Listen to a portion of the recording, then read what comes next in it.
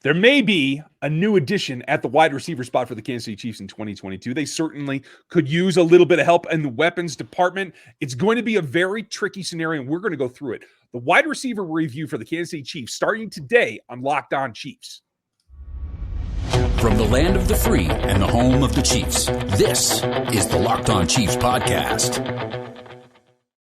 Welcome back, Chiefs fans. This is Locked On Chiefs, part of the Locked On Podcast Network, your team every day. Thanks for making us your first listen. If you'd like another Locked On show to check out, please check out the Locked On NFL Draft. You can hear me and Croc talk over there. And don't forget, we're free on every platform, including YouTube, where you can like, sub, and hit the bell. That helps. I'm Ryan Tracy, the founder of Rogue Analytics, as well as Performance Consulting and RGR Football and Locked On NFL Draft. And you can find me at Ryan Tracy NFL on Twitter, like right down here. If you're on YouTube, right there, that's where that is. He's Chris Clark. How are you? I'm good. How are you, sir? I'm keeping it together.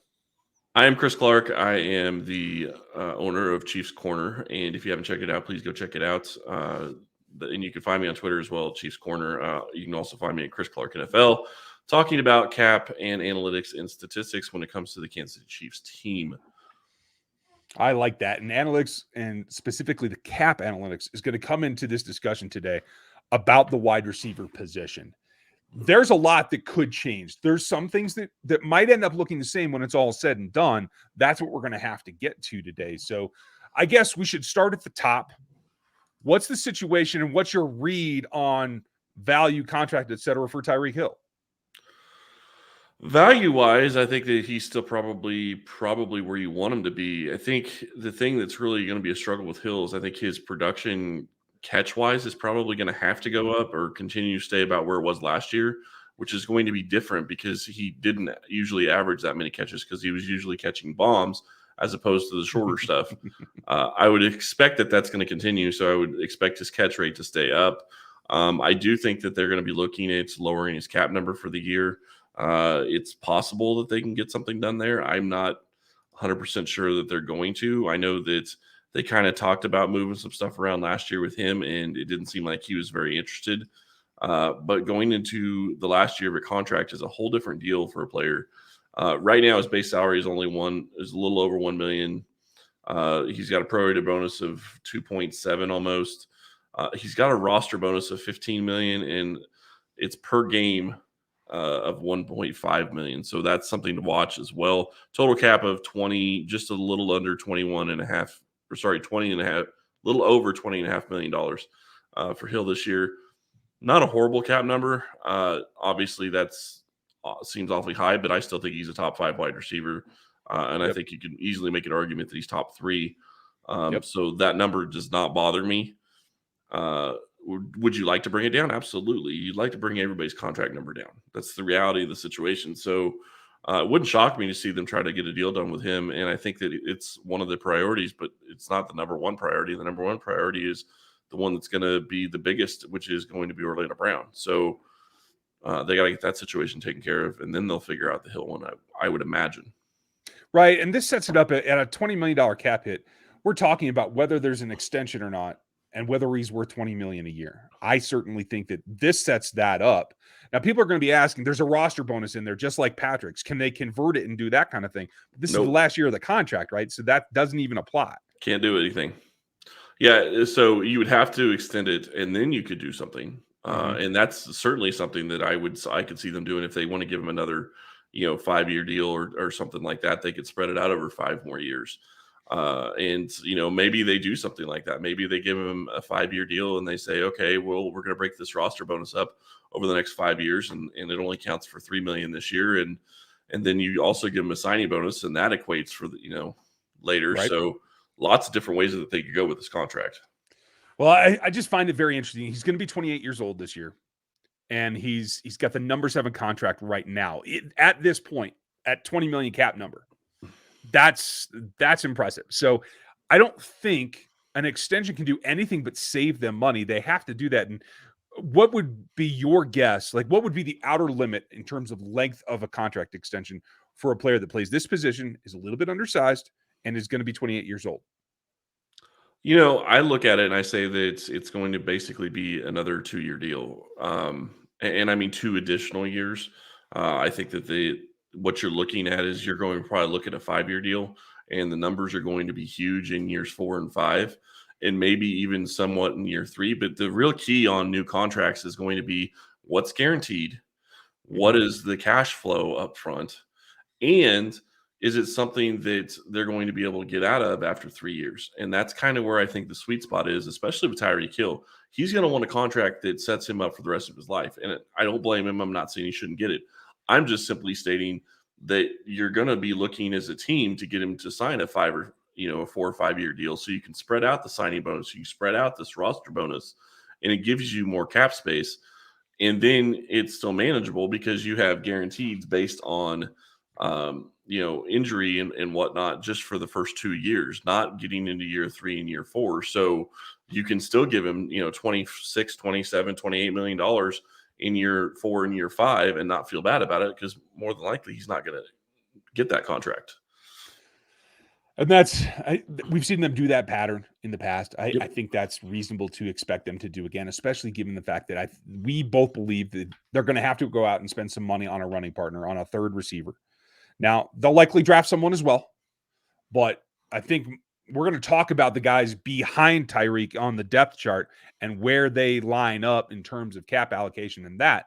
But I wouldn't bet about them making a number of moves, both draft, free agency, and retaining some of theirs. And if I was going to lay some odds on it, I'd go over to BetOnline because you can play all the props there. It's post Super Bowl, but you still have a lot of props that are available specifically in the basketball region. March Madness is right around the corner. So if you're a Mizzou fan or if you're a Jayhawks fan, you have some things that you might be interested in putting some money on.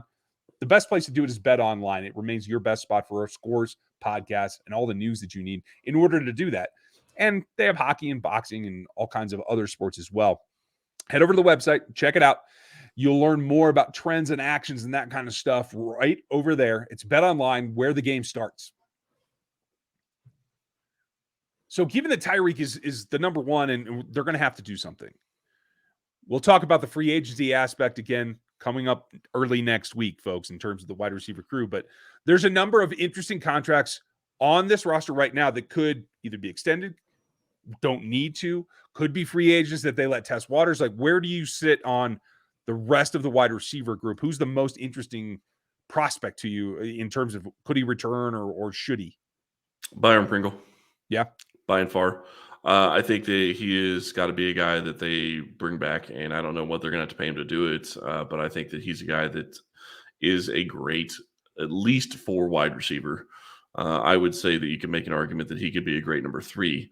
But I think that they need to bring him back, and I do think that this is something that will get done. They gave him $2.1 million in 2021. So I think that he's going to be, probably maybe $3 or $4 million. But I still think that that's a deal you can get done with Byron Pringle, and I think he's worth it because not only does he give you that, he gives you something on special teams as well, and that does play a role into what is going to be on this team. And not only that, but you saw late in the season that Patrick trusts him, and that's the bigger thing. Is you don't want to get rid of those guys that you have chemistry with, that you can already see stuff building. And I think he built on things. Yes, he had rough plays, but you can't really give him a hard time about his rough plays when Tyreek Hill and Travis Kelce are having rough plays too, unless you're going to put it on everybody. And I'm not saying you can't. I'm just saying, be fair about it. Right. I hope that the extra 2 weeks that they are not on the field this year, getting to the Super Bowl, allows them to all get a little bit more of a break. And I think the fatigue of the last 3 seasons was part of the issue with the drops this particular last season. So I agree with you. I hope that they bring him back. I think that they will look to do that. At 28 years old, I don't know that he's going to have a whole lot of interest outside of the organization. So let's hope that keeps that number down and he's able to make a nice living in return. Nicole Hardman, I know you guys are asking in your heads. Nicole is not an issue because he's still on his rookie contract. This is the final year of the season. What's he against the cap, Chris? Well, give me just a second, but his total value right now is $5 million. So It's more than you would have expected, but it's because he hit a Pro Bowl his first year. So there's going to be more there than you would have thought. But you start looking at wide receiver contracts, that's not out of scope of what he could make. I don't hate that contract. I think he's going to be here, and People are going to argue he should be the number 2. I don't think he's there yet. I don't think his talent. I would have thought he would have gotten there if he was going to get there, and he hasn't. So to me, I think that you just have to realize what he is, and I think he can be a pretty good 3 or 4 at times. But for me, I think you have to be looking elsewhere as well. So I do think that they're going to be doing that. His contract overall isn't horrible. Okay, so his cap number is 4.4. Okay. He's only and like we said, and he's got no bonus you can do anything with. His base salary is almost $4 million. So right. you're just stuck at that number. Yeah, and that's just the nature of being on the rookie contract. Mm-hmm. So McCole will be here. Can he compete for the number 2? We'll find out. I do think that there will be either an acquisition or a draft pick that is going to be slotted in there as well. So that brings us to Demarcus Robinson, a guy that has tested free agency before. You cannot at all? Okay. Okay, so here's my problem. If you go out and sign somebody, what do you do with Robinson? Because then Robinson becomes your number 5 or your 4. To me, there's not value there. He's not a special teamer anymore. He can play special teams, but that's not his game. So to me, if you bring Byron Pringle back and you sign somebody, and we haven't even talked about whether or not they draft somebody, that's a possibility too. So I can't imagine that Robinson is back, although I've said that the past 2 years too. So that's the way it goes. And folks, if you want to see, we did give the Chiefs wide receiver in our mock draft from back on Monday. That happened just after the Super Bowl. Go back and check that out as well. So I happen to agree with you. I think he'll be allowed to test, and I don't think he'll come back. Another guy that I don't think will be back is Josh Gordon. I know they signed him back to the practice squad, but I'm not seeing that happen. Are you? Possibly, but we didn't give him a wide receiver. Did we not give them Drake London? I thought we did. No, that was last week. Oh, the weeks are confusing me now. So there's an option, folks, for a draft pick there at 30 that I think we're all confident in. So fair enough. Go back and just wanted to throw that out there. Go back and recheck Monday's show because clearly I've lost what we did. So maybe you guys can check me. Yeah, but I'm with you on Demarcus Robinson. Josh Gordon, I think, was an experiment. They signed him back to the practice squad. I don't see that being a future now. With all the opportunity he had, I don't see that coming around. I don't disagree with you. I don't expect it, but what I will say, I'm not going to bet against it. And the reason I'm not betting against it is because he has all the talent in the world. He has the body type that would be a great wide receiver. It's a matter of him getting back in NFL shape, getting back into the swing of things. And if that is something that the Chiefs think he can do in the offseason, maybe that's something that he can build towards. Yeah. Maybe being in this, with this roster for the entire offseason and being on the field and seeing things and getting back into that whole thing. Because we think about players just as in, how fast do they run? Are they a good route runner? Blah, blah, blah. There are so many more minute things in the game that you have to be good at to be good at different positions. And him being out of the scope of football for 2 years completely, it was a tall ask for him to come in and be successful. I don't expect him to be successful, but I'm not going to bet against it because I think he has not very much wear on his tires, so to speak, and he has the talent. It's a question of whether or not it's still there because of his age or not. Okay. That's fair. That brings us to the guys that are question marks. Therese Fountain, Marcus Kemp. Marcus Kemp has been stalwart on special teams. He's going to be 27 this next season. He's going to have to come back on a 1 year. Same thing with Fountain, I believe. I think Fountain actually got the futures contract, so I do think he would be there. So that's going to be a question mark. I think they both have the potential to be that 6th receiver that plays teams and can help them out on occasion, especially if there's an acquisition in free agency. I think that's about the limit of the role. So do you think that those two guys are going to clearly they'll be back for now? Fountain will. Do you think Kemp comes back this season, particularly for his special teams value? I think they want him back. It's a question of whether or not he's going to want to come back. And I think he will, just based on the fact that he came back after going to the Dolphins. So to me, I would think that he wants to be back in Kansas City. He is a special teams guy. He's a core special teams guy. He knows his role. And he does it very well.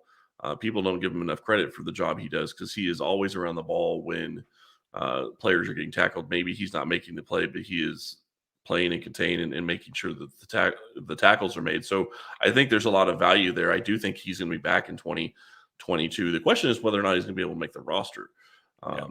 that's going to be a big question because he's got other guys that you have to worry about. I mean, we haven't talked about a guy like Cornell Powell. Oh, we're getting there. We have a whole other segment. Okay. Well, I'm just saying, my whole point is I think he comes back. I think they bring him back, but whether or not he's able to continue to be the guy he's been and be that special teams guy, the thing that you have to watch with Kemp is you're going to have a guy that steps in and can play core special teams like he does in order to take his job. Right. And that's the other problem with Josh Gordon. That's also the other reason Josh Gordon lost time late in the year because he's not a special teams guy. Right. The Chiefs did elevate Fountain to play teams, and that's why I'm kind of leaning that direction as a lower level replacement. But we do need to talk about Powell and one other interesting concept on this roster about returning players. So we'll get to that coming up next. Now, Powell's a conundrum because he is a draft selection. Now, a lot of people are going to tell you, hey, they spent a draft pick on him. They're not going to cut him. But we saw very, very little from him in training camp. OTAs was fine. It looked like he had some prowess there. But once we got to camp, he all but disappeared. Once the pads came on. What's that? Once the pads came on. Right. And so my question to you is, we don't know what he's become. He could have made a lot of progress. But just at the principle of the thing, we get to camp again and we don't see progress. I don't think they'll have any problem cutting a draft pick. Do you? No. I will say this. I don't think he's on the roster to make it to camp next year if he doesn't make some kind of good showing in OTAs. And even more impressive than what he did the year before because they know what happened when they got into practice. They know what happened when the pads came on, and he basically disappeared. I mean, he looked like he could maybe be something, but then he disappeared. And the other thing that really sticks out is I have a hard time believing that if he would have improved a lot, that we would have seen him brought up late in the year. Mm-hmm. But he would have to improve enough to replace a guy like Kemp or Fountain or somebody like that is a special teams guy. And if he's not able to do that core special teams work, then he's not going to get a chance. Yeah, I agree with you.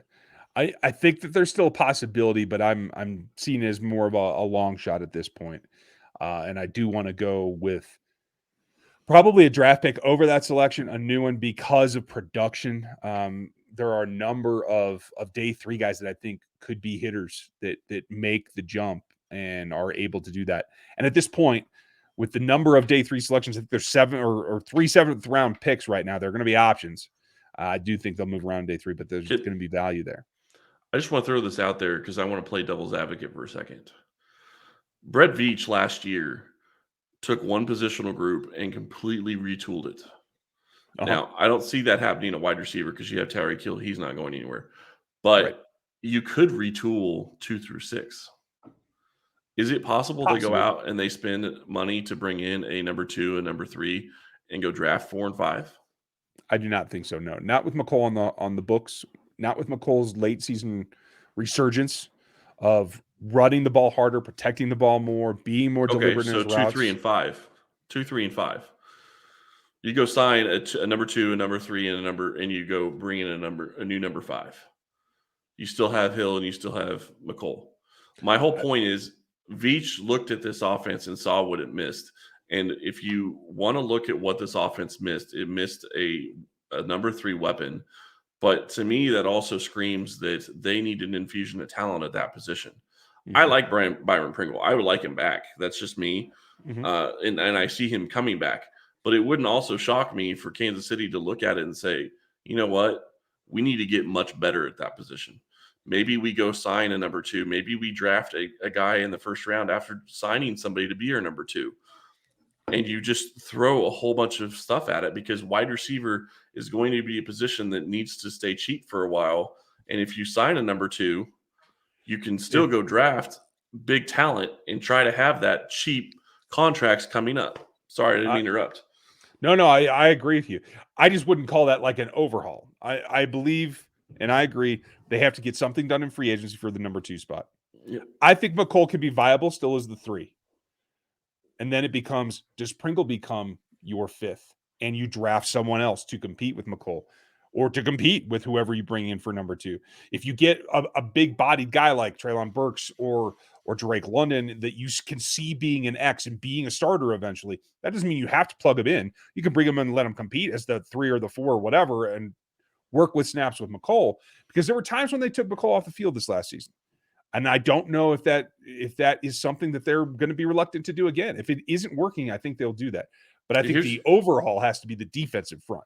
Here's the thing that throws me off on those on that is Byron played 49% of the snaps. Demarcus Robinson played 58% of the snaps.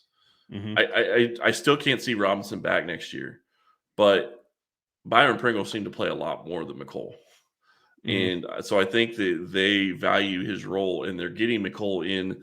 And I'm not saying he can't be a good player with what he does. If they get him in space and they get him to do the right things, I think it works, and it works well. But I don't know that you can call him a full number 3, because I don't think he's capable of playing that 2 role at times.